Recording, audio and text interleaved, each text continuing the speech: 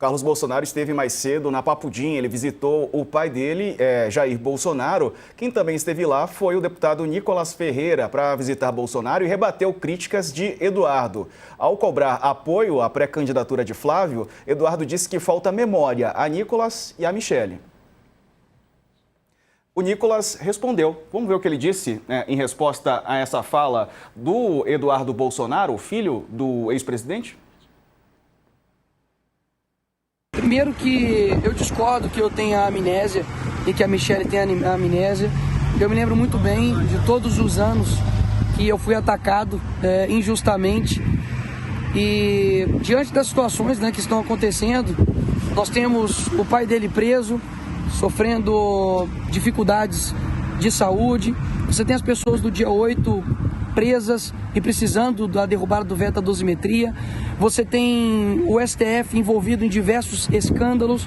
Você tem o Lula literalmente fazendo de tudo para poder destruir esse país. E a prioridade é nos atacar. Então isso diz muito mais sobre ele do que a mim. E assim, bater em mim eu já estou acostumado. Já tem mais de 3 anos que eles estão aí nessa saga. Mas, sabe, deixa a Michele viver o calvário dela. Ela, acima de tudo, é uma esposa, ela é uma mãe que tem que cuidar de uma filha, que está vindo aqui todos os dias preparando alimento para o marido dela, de 70 anos, que está preso injustamente. Então eu acho que o Eduardo não está bem. E eu realmente faço questão de não perder meu tempo com essas divergências, porque eu acredito que a gente tem um Brasil para salvar. Essas disputas, Leandro, por poder, tanto nos estados como na esfera nacional, acabam fazendo com que os políticos, aí no caso Nicolas Ferreira e Eduardo Bolsonaro, troquem farpas publicamente. Sem dúvidas, Diego. A gente está assistindo algumas camadas dessas disputas, né? O que vocês estavam conversando aí com o professorado, repercutindo aí com relação a Santa Catarina, é uma disputa dentro da raia conservadora entre o bolsonarismo e entre a direita não bolsonarista, aí para ver quem assume de alguma forma as candidaturas aí. Santa Catarina é um exemplo, mas temos vários exemplos em outros estados com as mesmas características. O que a gente assiste agora com o Nicolas Ferreira trocando farpas aí públicas com Eduardo Bolsonaro é uma disputa aí dentro do núcleo mais próximo aí dentro do bolsonarismo, entre a família, ou parte da família até, né? Porque Michele está do outro lado aí, mas parte da família Bolsonaro e outros setores aí tão próximos quanto do ex-presidente Jair Bolsonaro. Então, são algumas camadas de disputa que a gente vê que a direita está batendo cabeça para encontrar um discurso único, está batendo cabeça do ponto de vista de unificar pautas, de unificar candidaturas. Isso é muito perigoso para eles, sobretudo pensando que a gente está aí já praticamente em março desse ano, a gente tem eleições em outubro, portanto a gente está praticamente 7 meses das urnas, e aí tem toda a preparação anterior, tem prazos de desincompatibilização, janela partidária, toda essa movimentação com a direita cindida favorece muito ao governo, que não enfrenta de longe seu melhor momento, tem seus próprios problemas para administrar, mas sem dúvida sai beneficiado do fato de a oposição não conseguir se entender em vários níveis, aí, tanto a direita mais moderada como a direita radical, como dentro dessa direita radical a gente está vendo aí esse bater de cabeças aí que não beneficia de forma alguma esse campo político.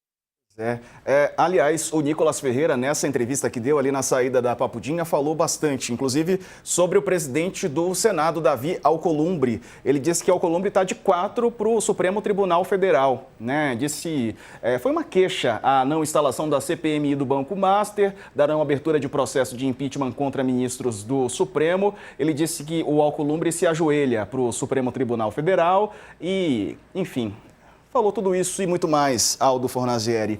E aí, e essa posição do Nicolas em relação ao Banco Master? Tem muita gente que não quer investigações sobre esse caso, né?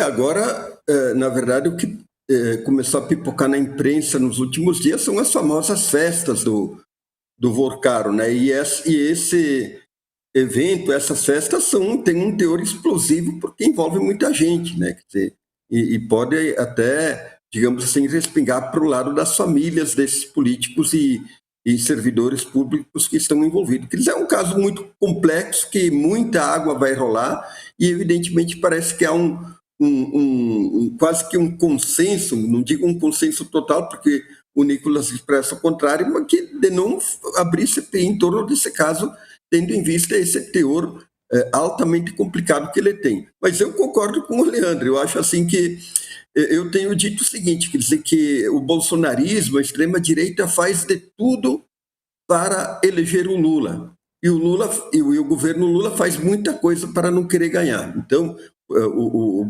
todo o evento ali do carnaval da escola de samba é um exemplo disso. Quer dizer, foi uma grande confusão que foi criada e causou muito desgaste ao governo. Então, esse é um pouco o impasse da política brasileira. Quer dizer, o Lula vem patinando nas pesquisas, inclusive agora na última pesquisa Quest ali ele caiu de novo, principalmente no Nordeste, 6 pontos, né?